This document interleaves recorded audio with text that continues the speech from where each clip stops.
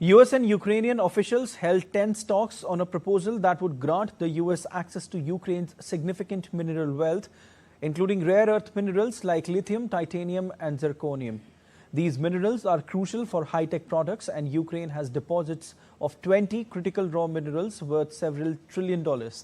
The US wants access to Ukraine's mineral deposits and require Kyiv to place in a joint investment fund all income from the exploitation of natural resources by Ukrainian state and private firms, though the proposed deal doesn't include US security guarantees for Ukraine's fight against Russia.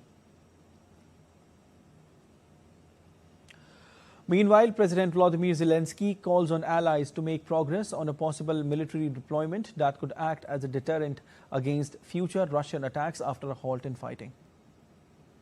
You know that Ukraine has a shortage of air defense systems. You know that Patriot systems can effectively protect against ballistic threats. You also know that we are forced to move the systems we have around the country to give at least temporary protection to different cities. And you know what happens when even one system goes out of service.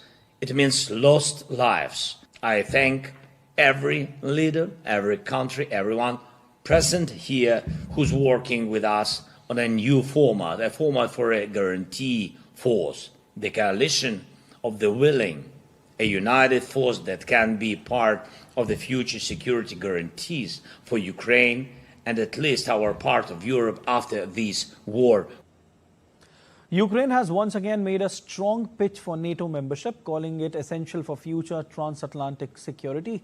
Speaking at the Antalya Diplomacy Forum in Turkey on Saturday, Foreign Minister Andriy Sybiha said that Ukraine's battle-experienced army would be the cheapest possible contribution to transatlantic security. Ukrainian membership in NATO should not be off the agenda.